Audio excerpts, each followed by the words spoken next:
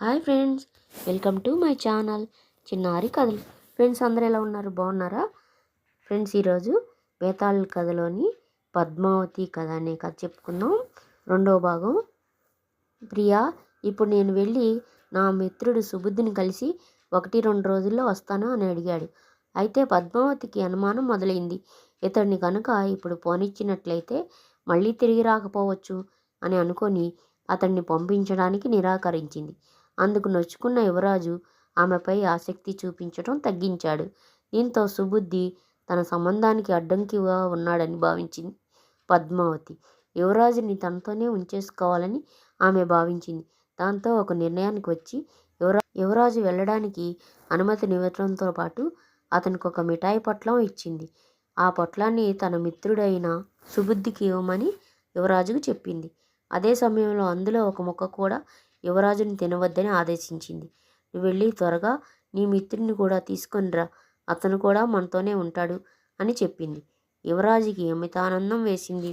ఆ తర్వాత రోజే తన మిత్రుడున్న ముసలమ్మ ఇంటికి వెళ్ళాడు. యువరాజును చూసి సుబుద్ధి ఎంతోగానో సంతోషించాడు. ఇద్దరు మిత్రులు చాలాసేపు సంభాషణలో మునిగిపోయారు. జరిగిన సంఘటనలన్నీ సుబుద్ధికి చెప్పి మిఠాయి పట్లం అతని చేతికి యువరాజు. అప్పుడు సుబుద్ధి, నా గురించి ఆమెకి ఎందుకు చెప్పావు? అందుకే ఈ మిఠాయి పంపింది అని యువరాజుతో అన్నాడు. అందుకు యువరాజు, లేదు, ఆమెకి ఎటువంటి ఆలోచన లేదు. ఆమె చాలా తెలివైనది, పవిత్రమైనది. నిన్ను చూసి గౌరవించాలనే ఉద్దేశంతో నిన్ను తీసుకురామని అడిగింది అన్నాడు. అప్పుడు సుబుద్ధి తనకిచ్చిన మిఠాయిలోంచి ఒక ముక్క తీసి తన పక్కన ఉన్న కుక్కకు వేశాడు. ఆ ముక్కను తిన్న వెంటనే కుక్క చచ్చిపోయింది. అది చూసిన యువరాజు ఆశ్చర్యపోయాడు. దాంతో ఆడవాళ్ళను అసలు నమ్మకూడదని ఒక నిర్ణయానికి వచ్చాడు. పద్మావతితో సంబంధం తెంచుకోవడానికి ఉత్తమమని భావించాడు. అయితే అతను ఎటువంటి తేల్చుకోలేకపోయాడు. యువరాజు సంకట స్థితిని చూసిన సుబుద్ధి, మిత్రమా, ఇక్కడ ఉండడం మంచిది కాదు. అంతకంటే ముఖ్యంగా నువ్వెంత మాత్రమూ నిరుత్సాహపడకూడదు. మనం ముందు ఆమె దగ్గరికి వెళ్దాం. నాకు ఆ పథకం ఉంది. నువ్వు నేను చెప్పినట్టు ఆ పథకాన్ని అమలుపరచు. ముందు యథావిధిగా నువ్వు ఆమె దగ్గరికి వెళ్ళు. ఆమెతో మామూలుగానే ఉండు. ఆమె గాఢ నిద్రలో ఉన్నప్పుడు ఆమె వక్షంపై 3 ఘాట్లు పెట్టు. ఆ తర్వాత ఆ మెడలోని హారం తీసుకుని వచ్చేయి. మిగతా విషయం నేను నడుపుతానన్నాడు. సుబుద్ధి చెప్పినట్టుగానే యువరాజు పద్మావతి దగ్గరికి వెళ్ళాడు.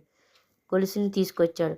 ఆ తర్వాత సుబుద్ధి ఒక సన్యాసి వేషంలో శ్మశానానికి వెళ్ళాడు. అక్కడ యువరాజుని తన శిష్యుడిగా నటించమని సన్యాసి వేషంలో ఉన్న సుబుద్ధి అడిగాడు.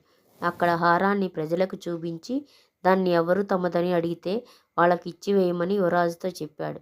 యువరాజు హారం తీసుకొని దాన్ని ప్రదర్శిస్తూ ఊరంతా తిరుగుతున్నాడు. ఈ విషయం రాజుకు కూడా తెలిసింది. రాజు యువరాజుని పిలిపించి అడిగాడు.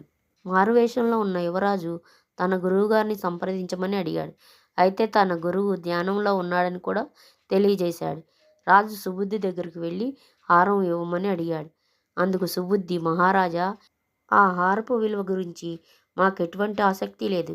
గత కొద్ది సంవత్సరాలుగా మేము ఇక్కడే ఉంటున్నాం. నిన్న మీ మంత్రిగారి కుమార్తె వచ్చి ఒక శవాన్ని పీక్కుతింది.